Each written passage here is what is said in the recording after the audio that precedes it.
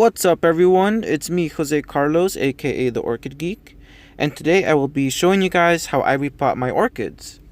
Now I have two sides of my greenhouse. On one half I have plants that are repotted and are all set to go, and on the second half there is something I like to call no man's land, an area where rescues, overgrown, and orchids that need tender love and care are located. So today we will focus on repotting 3 Cattleyas and the methods that I use as well. Now without further ado, let's begin. And now I want to go ahead and get into the contents of what's in my toolbox. So I do want to get to repotting, so I want to go through this as quick as possible. I will probably make a more lengthy extended version in a separate video. But anyhow, I want to introduce us to a very good friend of mine, my Burnzomatic blowtorch. Now, you guys probably think fire, right? It's very exciting. I was certainly very excited when I got to work with this wonderful tool, and it's very useful. Now, what is it useful for? Well, I actually use this to sterilize several of my orchid working tools. So here we have my Corona clippers. I usually go and blow this puppy up 5 seconds on each side in order to kill bacteria, any sort of fungi or virus that might be on my clippers, because these are going to be cutting through a lot of tissue in my orchid collection, so I want to help prevent disease, fungi, and viruses from spreading and wreaking havoc in my collection. So these two tools coincide very well together, and they really are fantastic. Of course, I have the second set of Corona clippers, because it's always a good idea to have some extra clippers around, just in case, you know, your first set breaks. And you can buy them at Home Depot and certain gardening stores and Lowe's and so on. Now, over here I have some very handy dandy wire cutters, and these come very useful when I'm working with mounts and also working with baskets, and I'm trying to cut into very hard wire. So again, some very nice wire cutters. And also, because I love to emphasize on being sanitary and having a sanitary working environment and using sanitary tools and so forth to help prevent certain diseases and viruses from spreading through our collections, I do want to emphasize the use of gloves. Now, I usually change gloves with each different orchid that I'm working with, because they all have different root systems, and if one is virused, I really don't want to spread that throughout my collection. So latex gloves, they can really be any sort of latex gloves. They really are useful, and I would definitely recommend them for everyone. Moving along, here we have this very handy dandy tool. Now this right here is actually a wood working tool for wood shop. I can't recall the name of this right now. I'll probably put it in my video somewhere at any time now. But this tool is very useful. I heat this up with my blowtorch, and then I go ahead and use them with another useful tool and asset in my toolbox, which are my tags. Now, when I'm working with baskets and mounts, I would like to actually hang my tags just to make it easier for me to look at the name instead of having to pick the tag out of the basket. So I make holes right through them, and then I hang them up with another tool in my box, which is these very useful green ties. Now, aside from holding those tags together, these green ties are actually very useful when you want to stake your orchids to make them presentable for judging, or simply just to have around your home. They're very, very useful. And of course, a pencil for writing the names on my tags. So those are the contents of my toolbox, and now let's get to repotting. Moving along to our next step, before I get to my first orchid, I want to talk about bark really quick. Now, this bark that I already have pre-made here is the same mixture that Sunset Valley Orchids uses. So I grew up next to Sunset Valley Orchids, and I really have grown to appreciate this wonderful New Zealand kiwi bark. And this New Zealand kiwi bark actually takes about 3 years to break down. It's one of the best barks that I've ever worked with, and I really do enjoy this mixture. So I'm going to show you guys my mixture and Sunset Valley Orchids' mixture. ultimately, which is 3/4 bark and 1/4 perlite, and that perlite helps keep your orchids moisturized throughout the week while they dry out in between waterings. So this right here that I already have made in this plastic tub that I got from Home Depot for about $7 is medium-sized bark, aka size 3 bark. Now this bark works very well with 4-inch pots up to about 5.5-inch pots.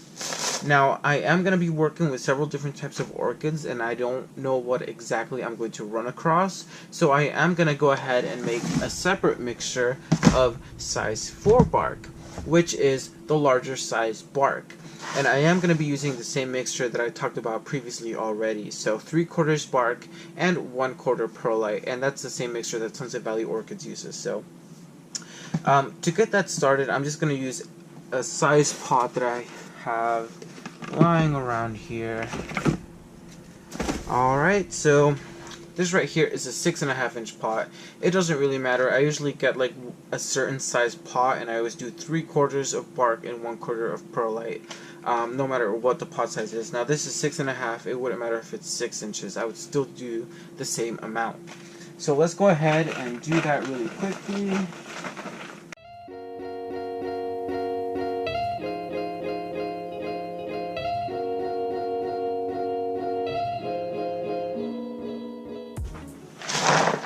Alright, so now there we have our 3/4 bark, so now we need 1/4 of perlite. So let me go ahead and get that really quickly.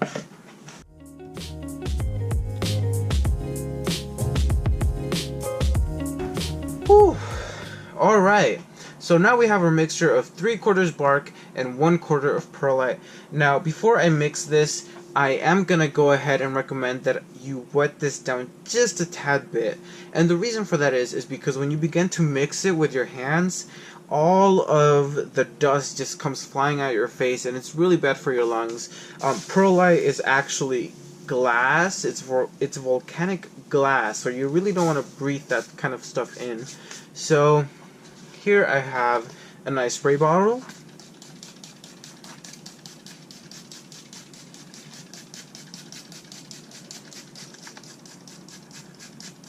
Alright, just a little bit. And hopefully that helps a little bit.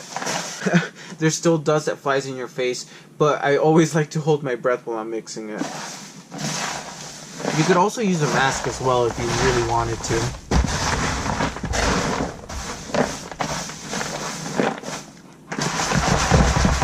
Alright, so now we have our 2 sizes of bark, and we are all set to go. So let's go ahead and get started, shall we? Alright everyone, so now that we have all of our media made, I'm going to go ahead and put this plastic bin underneath this one right here, and I'm going to set this aside.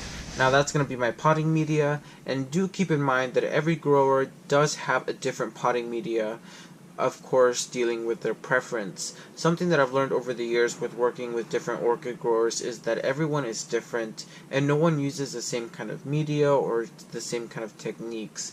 And that's one of the beauties of orchid growing. We can all experiment and try to figure out what works best for our plants and our environment.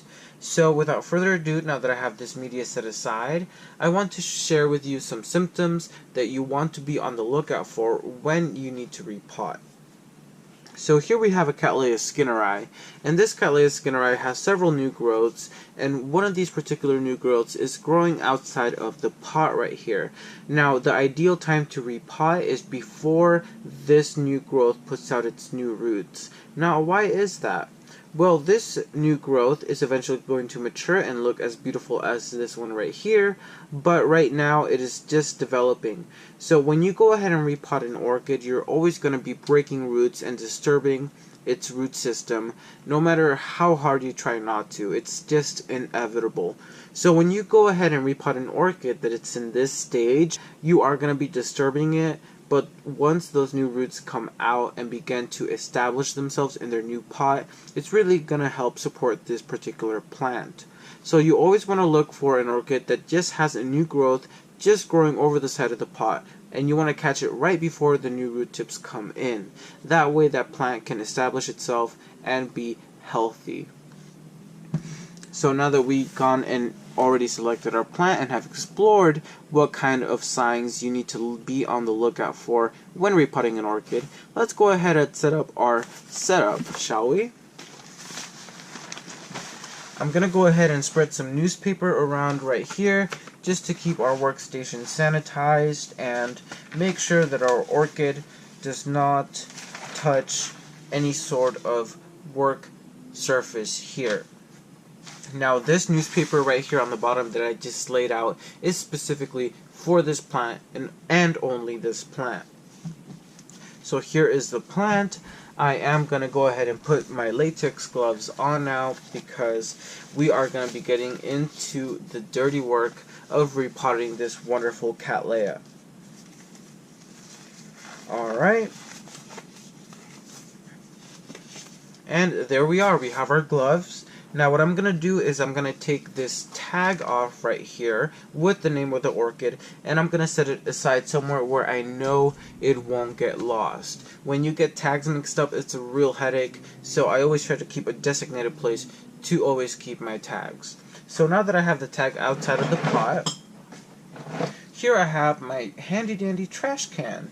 So what I'm going to do to help get the roots loosen a little bit, I'm going to squish it just a little tiny bit all around, and I'm going to get it by the very base of the pseudobulb and just kind of wiggle it around until it comes out like that. Now once it comes out like that, you will notice that it does have several healthy roots, so I am going to go ahead and get rid of the old media, which is a small bark or size 2 bark. And that's typically the size of bark that I would use for seedlings and that Sunset Valley Orchids uses for seedlings. And I think that it works really well. And I'm just massaging this very gently. I'm almost kind of giving a very light tickle, almost like if I was petting a dog. But it's very light, just so that I don't break the roots, because I really don't want to break any of the root systems already in here. I want to keep it as intact and as undamaged as possible. Alright, so now that we have most of the media taken off of the roots, it doesn't matter if there's a little bit of media left in there. It really won't hurt the plant too much. You just want to get as much as possible without hurting the orchid itself. Now this particular plant I think is going to be doing very well in a 4-inch pot right there. And picking a correct orchid-sized pot is very important, because if you overpot your orchid, it will retain water and moisture a lot longer, and it will ultimately rot your roots, so you don't want to do that. You want to give it just the right amount of space to grow, approximately 2 to 3 years of growth, no more than that. And you can see right there, here we have our beautiful Cattleya skinneri. Now, you will notice that this particular seedling right here does have a moss plug. Now if I were to keep this moss plug, it will become acidic as the year progresses, so I don't want to do that. It's already been there for about 3.5 years, so I really don't want to do that. I'm going to actually take it out.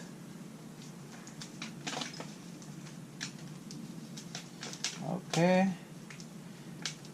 I'm just going to work very gently to loosen it up. Get as much moss off as possible, and here we can see it's coming down already.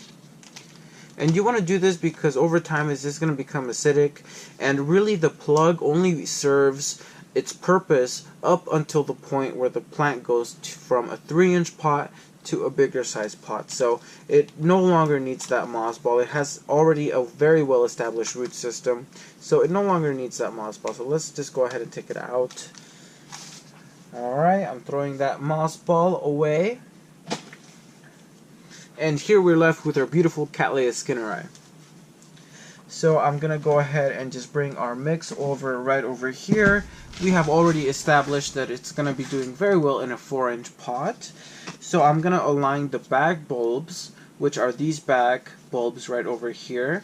It is growing from several directions, but I know that the back bulbs are the smallest bulbs in the very back. So I'm going to put those right against my new 4-inch pot. Alright.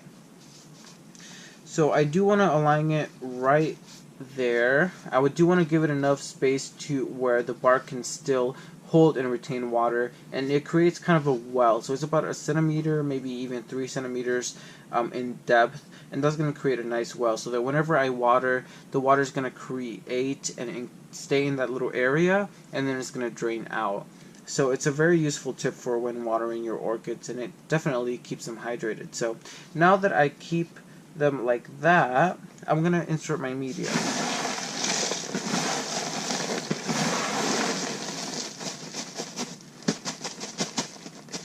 And I am going to go ahead and push it down.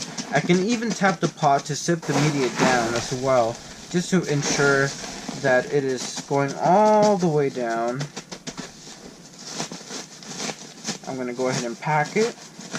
And you will notice that I'm doing in layers. I'm not just putting all the media in and packing it down. I'm kind of packing it, putting some media in, packing it some more, putting some more media in, and then packing it some more. Alright, so this is what the orchid looks like right now. So this is not the finished product yet. You will notice that the new growth is definitely buried inside the bark. So what you can do in this case is grab it by the back bulb and make sure you have a very good grasp of it. And just kind of go up and down. And it's going to rise up. So you can see that the new growths are beginning to rise up. And as they rise, you go ahead and pack down very lightly. And you want to do this very lightly because you don't want to crush all of the new roots that are already good and well established, because the roots in here look very healthy, so I don't want to crush them at all. So I'm just doing it very lightly. I'm going to add a little bit more media. Alright. I'm going to take a little bit of the excess off. Alright. So there we are. Here is our finished Cattleya skinneri. And you can see that the new growths are just right there. They do have enough room to where they're not covered by the media, which can ultimately cause your pseudobulbs to rot. They are just at the perfect height. So now that we have that, I can move this to the side. I can get the name tag and put it right at the back of the pot. And here is our newly potted Cattleya skinneri. So there you can see, I'm just going to take this dry sheath off right here that was kind of peeling off. And now we have a beautiful Cattleya skinneri in a 4-inch pot. Now whenever I repot my Cattleyas or any sort of orchid, I always go ahead and make a new tag. I write down the name, and I also write down the date that I repotted it, and a little bit of notes whether the root system was good or bad, just so I can keep track of the orchid history. So let's do that really quickly, shall we?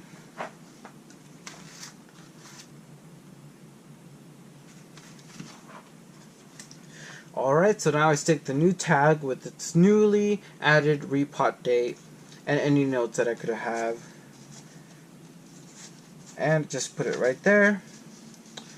And now our Cattleya is ready to continue growing and exciting us with its beautiful growths. Now before I move on to my next Cattleya, what I do is that I ultimately get the gloves, I put them in the center of the newspaper, and I just roll it, and in the trash it goes. And then I move on to my next orchid. So I have a new piece of newspaper, I have some new gloves. Let's go ahead and move on to our next orchid, shall we? So with our next orchid, we have this beautiful hybrid called Angelique. Now you can see that it has several new growths, and those new growths have not produced any new roots yet, but they will eventually. So we have caught it just in time as it is going over the pot. So again, one of those symptoms that you want to go ahead and look for is an orchid that is growing over the edge of the pot. I'm going to go ahead and take the tag out, keep it somewhere safe, and I'm going to go ahead and just begin squishing this pot right here all around. Now today was watering day, that's why a lot of my orchids are probably coming out very easily. Alright. So So here we have this orchid, and now this orchid was in my little no man's land corner. So let's go ahead and assess how the roots are doing. Well, it does smell a little bit musky, so I will admit that some of the roots here are dead. Not all of them entirely, such as the ones over here are very much alive. But let's go ahead and remove the media and see how many dead roots come out in all actuality, shall we? Again, I'm starting off right here in the bottom. Usually I find that working in the bottom is a lot easier. You can get a lot of the media out that way. Very gently, I am massaging the bottom of this orchid, just trying to get all the media out. Alright, so several of the roots in the center have already come out, letting me know, oh, this thing smells so musky. So already all of those signs let me know that the root system here was staying a little bit too wet for its liking. And let's continue. So several of the roots were already dead, such as this one that I just pulled off. It is very stringy, it is a flat root, letting me know that it is dead, so into the trash it goes. Now here is what's left of the root system. You'll notice that the back bulbs don't have too many roots at all, but all the roots are kind of here in the front where it is growing. Now eventually, like I said before, these new growths are going to grow very healthily, and they're going to put out some new roots and help this plant establish itself. So I'm not going to go ahead and take any of this off. I might take one of these back growths off that rotted away. I'm just going to cut that off. And my clippers are already sterile, so I'm just going to go ahead and cut that off. You see it comes off, no roots are attached to that. And while I did that, even one of the dead roots fell off. So hopefully once I repot it and put this into a media that is not too acidic, because obviously the pH in this root system has changed, hopefully when I put it into a new pot, into the media that is not acidic, it will recover. So what will I do with this? I'm thinking of putting this in a 5-inch pot.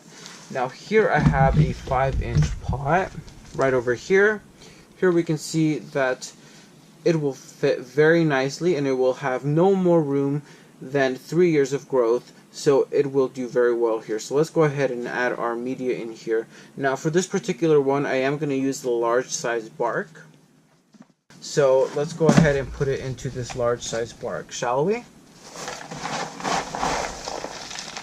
Alright.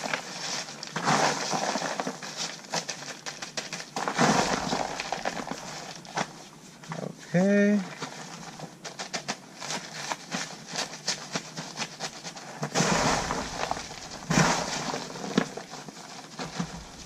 Kind of set it up a little bit. Push down the media just to make sure that it goes all the way to the bottom. Alright. I'm just going to move this to the front a little bit without damaging the new growths. And I'm going to put a little bit more. So here we have our new Cattleya. All of the back bulbs are pushed to the very back. And all of the new growths, which are these beautiful babies right here, have the maximum amount of space to grow and flourish and thrive over time. Alright, so here is our beautiful new repotted seedling. And of course, BLC, Brassolaleo Cattleya Angelique. I'm just going to stick the tag right back here, and I'm going to go ahead and make a new one with the repot date, and we can continue. Put my gloves in the center so that I can just go ahead and roll up the newspaper whenever I'm ready. So now for the third time, here we are back again with some new gloves, a new set of newspaper laid down on our workstation, and of course a new orchid. That is of course a different scenario. So what happens when you wait a little bit too long to repot your orchids and your orchids have already grown roots? I know it is such a pain in the butt, and it is even more of a pain in the butt when they're blooming as beautiful as this stunning hybrid. Now this hybrid here is of Sarfolaelio Cattleya Kagaribidon by Laelio Cattleya Spring Fires. So a stunning Cattleya. It's blooming, it has roots, it's already growing over the edge of the pot. The roots are going to be branching out even more as time progresses. What do? Well, you have several options. You can either, one, wait for the flower to finish blooming so you can enjoy its gorgeous blooms, and of course, show it off to everyone, right? I mean, these are stunning. You want to show them off. You want to let them bloom, right? Or you can go ahead and repot, disturb its roots, and focus all of the energy of this particular orchid to go into its root system rather than its gorgeous blooms. Now, what I would personally do, since I have this in my hands right here right now, how would I deal with it? Well, I do know that if I let this fully bloom until it fades, the roots are only going to get longer and longer, ultimately making it harder when it comes to repotting this orchid. So I do enjoy these blooms, but maybe I can wait till next year to fully enjoy this stunning orchid's blooms to its full potential. I'm actually thinking of repotting this right now. And the reason for that is because I think that the roots are going to get longer as time progresses, and I don't want them to get any longer than this, because if I hurt these, at least I know that there's a couple more back there that are still going to come out and help this plant establish itself. And not only that, but I do have the probability that I won't be able to damage these roots if I'm careful at this moment in time. If I wait for them to get longer as they continue growing, it's going to be a lot harder. So let's go ahead and repot this orchid right here. As much as it breaks my heart because it is blooming, I do have to take drastic measures at certain points. So, of course, we always begin by putting the tag somewhere safe so you don't lose it, and then it becomes a no ID. Now this plant looks like it's been here for quite a while, and oh wow, I thought its roots would be halfway gone because I thought it would be acidic, but it's actually doing very well. You can see it has these very gorgeous root tips right on the front over there and right back here. So I'm going to go ahead and take the media off very carefully and gently, starting from the bottom, of course, because it is always the easiest place. Now, sometimes your orchids are root bound, so what you have to do is you have to heat up and sterilize your clippers, and then you make a quick incision, just a small one, just to get your fingers in there, just to start tickling it around and getting all of that old media out. So I'm going to go ahead and do that. Alright. So now I have most of the media off of this particular orchid. Now it does not matter if there's a couple of bark pieces left up there near the rhizome. Those are usually very hard to get off. Now if you try to get those off, you're most likely going to continue damaging the roots. So it's okay if you leave a couple of pieces of bark on the plant itself. It will still survive. You just want to get majority of the old bark off. You can usually tell when dead roots are there when they look very stringy, like these right here, or they look very flat. Usually live roots have a nice round texture to them. So now that we have most of the bark taken off of this particular beauty right here, I'm going to go ahead and try to assess which kind of pot goes best with this orchid. So I think this particular 5-inch pot works a lot better than this one right here. Now this one is a 5-inch pot, and I would say that this is about a 5.5-inch pot. So I'm going to use a 5.5-inch pot, and I'm using a guesstimate. So let's check out and see if it actually should go in there. And I think it should. It definitely has enough room to grow for about 3 years, and it should be fine in this pot. So I'm going to put this one back. And we aren't going to be using the medium-sized bark. We're going to be using the large-sized bark, of course. Alright. So now that we have it right where we want it to, we're going to grab it by the back bulbs and push it all the way back against its new pot, so we can give it its maximum amount of growing space. Now I will be very careful when I do add new media to this, because these new root tips are very fresh, and you don't want to be a root molester. If you're a root molester, your orchid will stop growing its roots. They'll just stay at that small size, and none of us want that for any of our orchids, so you want to be very careful. So for this particular one, the root tips seem to be very healthy, and I'm being very careful while I'm handling this plant. So let's go ahead and put our media in.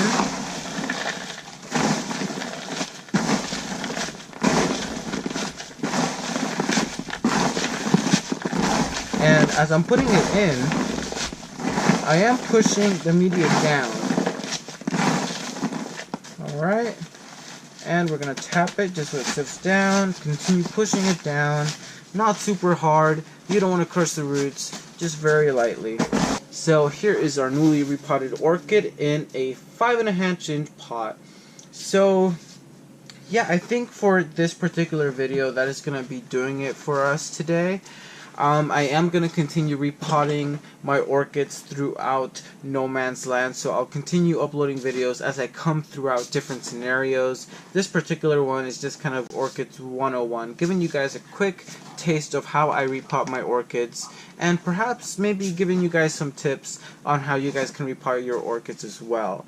So definitely keep an eye out for future videos regarding repotting. I can't wait to show you guys those. I am really fascinated by all the different types of scenarios and situations that different kinds of orchids can bring about, because no orchid is the same, and there really are several different scenarios that it would be important to know and know how to handle them when you come across them. So we'll leave you with this beautiful hybrid, and of course let's not forget to put its original tag back in its pot where it belongs, so we don't lose track of what this particular beautiful orchid is. And also be sure to make your own tag letting yourself know when it was last repotted and any sort of notes that you might have for that particular plant. So I hope you guys enjoyed this video, and yeah, I will definitely catch you guys on the next one. So peace out.